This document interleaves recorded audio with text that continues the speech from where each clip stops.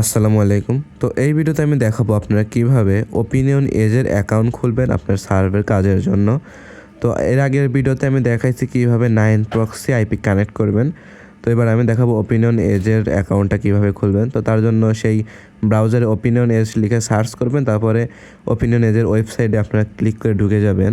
তো এর জন্য অবশ্যই আপনার ব্রাউজারে একটা ভালো মানের আইপি কানেক্ট করা থাকতে হবে, নাহলে কিন্তু ওপিনিয়ন এজের অ্যাকাউন্টটা খোলা অনেকটা কঠিন হয়ে যায়। ওপিনিয়ন এজের অ্যাকাউন্ট কিন্তু সবাই সবসময় খুলতে পারে না, তো তার জন্য অনেক সময় ট্রাই করতে হয়। কিন্তু আমি যে আইপিটা ব্যবহার করতেছি এটা দিয়ে কিন্তু অনেক সহজেই ওপিনিয়ন এজ খোলা যায়। দিনে বা রাত্রে ট্রাই করলেই আপনার নতুন আইপি দিয়ে খুলতে পারবেন। সাধারণত অনেকে দেখেন এভাবে ওপিনিয়ন এজ অ্যাকাউন্ট খোলা কেউ দেখাই পারে না।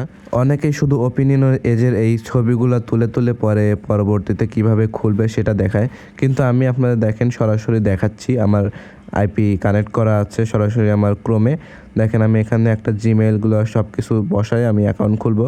আর ওপিনিয়ন এজ কিন্তু অবশ্যই আপনার জিমেল দিয়ে খুলবেন। আপনার ফোন দিয়ে বা ল্যাপটপ দিয়ে একটা জিমেল ক্রিয়েট করবেন একটা এসএসএন অনুযায়ী। এসএসএন অনুযায়ী আপনি অ্যাকাউন্ট ক্রিয়েট করার সময় ওপিনিয়ন এজে এসএসএন অনুযায়ী যে নামগুলো দিবেন ওইখানে সব বসায় দিবেন, ফার্স্ট নেম, লাস্ট নেম, তারপরে email address, date of birth, year, এগুলো সব কিছু বসায় দিবেন। আপনারা একটু মনোযোগ দিয়ে অ্যাকাউন্ট খোলাটা দেখেন।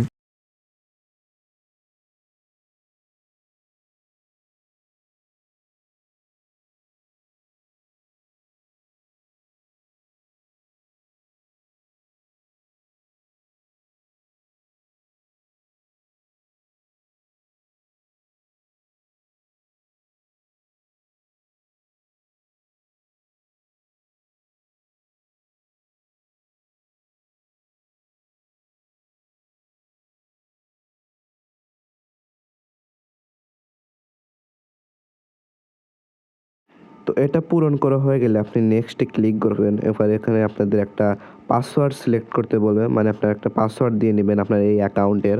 তো এই পাসওয়ার্ড কিন্তু আপনারা একটা ছোট হাতের, বড় হাতের এবং একটা স্পেশাল ওয়ার্ড দিয়ে দিবেন, @ এরকমভাবে একটা কিছু ওয়ার্ড দিবেন। তাই আপনার পাসওয়ার্ডটা ঠিক হয়ে যাবে। দেখেন আমি পাসওয়ার্ডও দেখাই দিয়েছি, আমি কীভাবে পাসওয়ার্ড দিছি সব কিছু দেখাই দিয়েছি। এভাবে আপনারা খুব সহজেই একটা ওপিনিয়ন এজের অ্যাকাউন্ট করতে পারবেন। অবশ্যই আপনারা রাত্রে এবং দিনে সবসময় একবার একবার করে ট্রাই করে দেখবেন, অবশ্যই আপনারা খুলতে পারবেন। পাসওয়ার্ড দুইটা হয়ে যাওয়ার পরে নিচে একটা টিক চিহ্ন আসছে যে I have read and agree to, এগুলো একটা টিক দিয়ে দিবেন। পাশে একটা ছোট বক্স আছে, তারপরে কনফার্মে চাপ দিবেন। এখানে লোডিং হওয়ার পর কিছুক্ষণ লোডিং হবে, বা আপনার ইন্টারনেট যদি খুব ভালো কাজ করে তাহলে আপনার খুব তাড়াতাড়ি একটা অ্যাকাউন্ট ক্রিয়েট হয়ে যাবে। দেখেন আমার কিন্তু ওপিনিয়ন এজ একদম সম্পূর্ণ পুরোপুরি অ্যাকাউন্ট ক্রিয়েট হয়ে গেছে। তো এখানে আমরা শুধু ইমেল ভেরিফাইটা করেই আমরা এখন কাজটা শুরু করে দিতে পারবো। তো ইমেল ভেরিফাইটা আমি নেক্সট ক্লাসে একটু কষ্ট করে আবার দেখায় দিবনি। এখন আমি আরেকটা অ্যাকাউন্ট ক্রিয়েট করব এই আইপি দিয়েই, এখান থেকেই, সেটাও একটু দেখেন। তো তার জন্য আপনাদের এই অ্যাকাউন্টটা লগ আউট করতে হবে। আপনার ওই উপরে দেখতে পারবেন একটা সুইচের মতো আইকন, হ্যাঁ ওইখানে লগ আউট করবেন।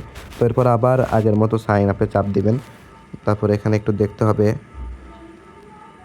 এই যে হায়ার অ্যাবাউট ওপিনিয়ন এজ যে একটা অপশনটা আসছে, এটা আসলে মনে করবেন হ্যাঁ আপনার তখন অ্যাকাউন্টটা খুলতে পারবেন। তো তার জন্য আবার একটা নতুন এসএসএন বা জিমেল দিয়ে সেইটা আবার সম্পূর্ণ পূরণ করে নেবেন।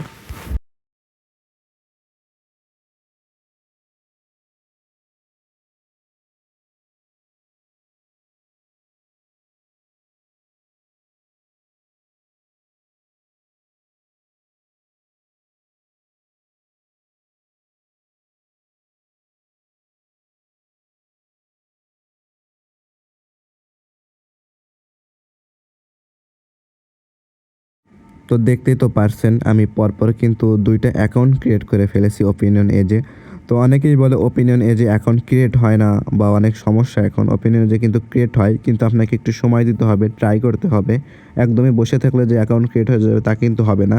আর অবশ্যই একটা ভালো মানের আইপি ইউজ করতে হবে। তো এভাবে আপনার ওপিনিয়ন এজের অ্যাকাউন্টগুলো খুলতে পারবেন। আপনি যখন একটা খুলতে পারবেন তখন পরপর 2টা কি 3টা অ্যাকাউন্ট খুলতে পারবেন। এর বেশি তখন একটা দিয়ে আইপি দিয়ে খুলতে পারবেন না।